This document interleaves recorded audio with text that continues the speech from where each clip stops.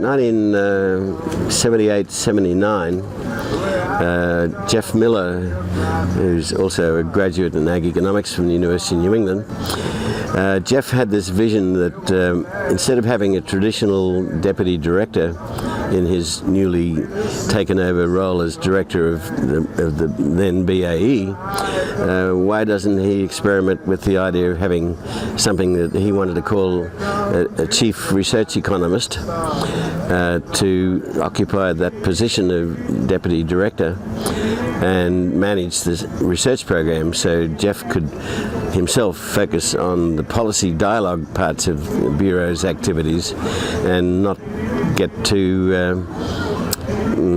distracted by the mechanics of managing the research program itself.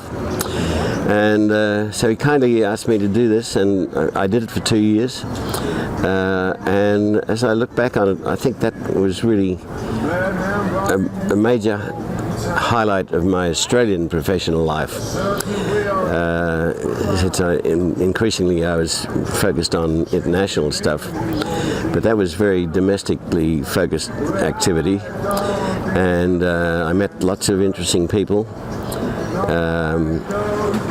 one of whom is unfortunately no longer in the profession, but he's still around, is Jim Longmire. With him I used to commute from, he lived in Gunning and I lived in Gundaroo, and we went into the Bureau together each day.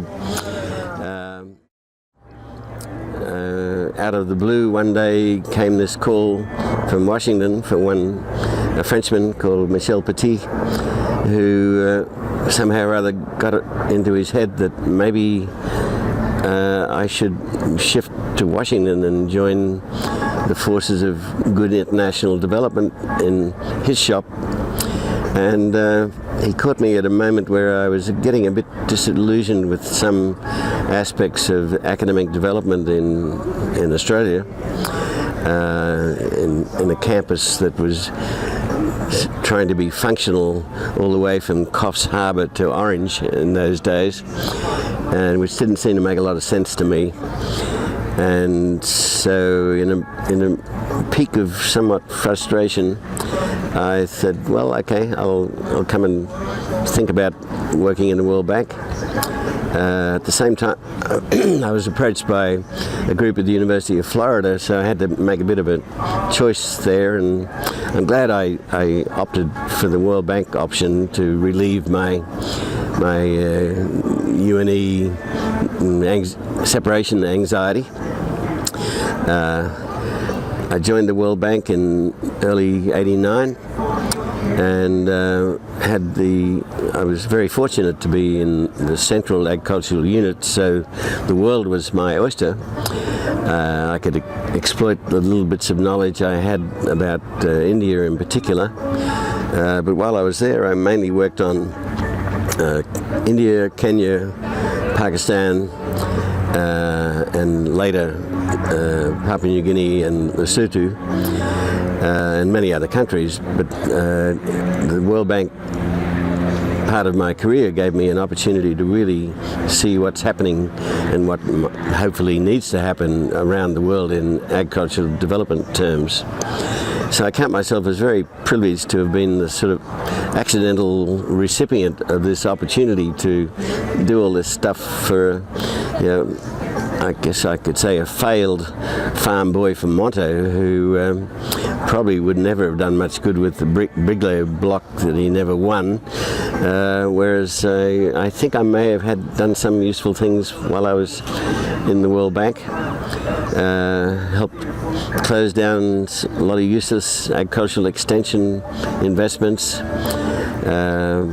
I think helped significantly advance the cause and actual investment in agricultural research systems around the world. I was privileged to have been actively involved with the CGIAR in many ways. After my original experience in '73 with CIMMET. Subsequently, I actually worked for all the CGIAR centres, some of which no longer exist.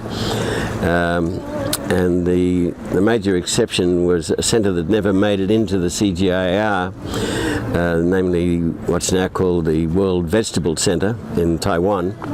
which is another story which we don't have time to dwell on in this discussion, but I'm pleased to reflect on the fact that now and early next year I have to prepare a paper for a conference in Germany on how come the international community so pathetically neglected fruit and vegetable research in its global portfolio.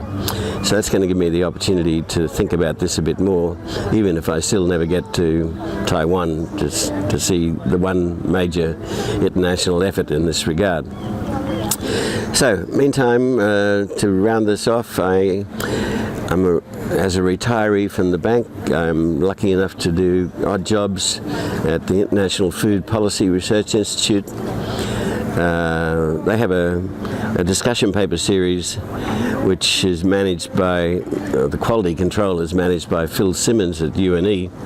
But when Phil goes on holidays, at least once, sometimes twice a year, I manage that part of the IFPRI program, which is all good, clean fun.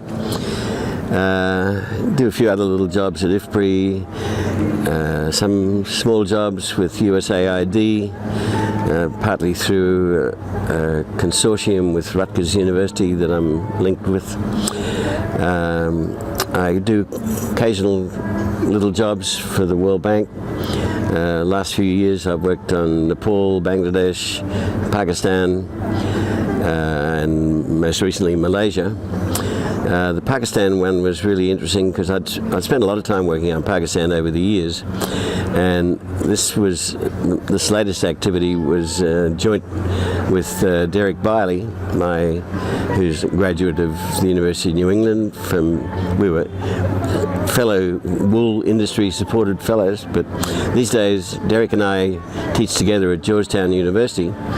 But we had the joy of doing this little World Bank project in the Punjab province of Pakistan on trying to fix up the research and extension system to foster badly needed renewed growth in agricultural productivity in Punjab. So, in short, I'm alive and well enough to keep fiddling at the periphery of development issues. Hope I can do that for a few more years, but I'm running a bit out of steam, especially on this interview, so I should say best of luck with your oral history. I hope you find some more informative informants than myself to flesh this story out.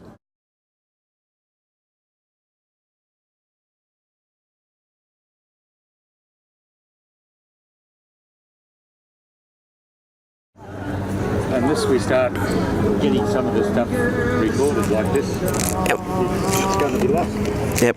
Well, we already lost a lot. We have, haven't we? Eh? When you think of Lewis, Dylan, Miller, Jarrett, Sinden, Jarrett, Lloyd, Chapper,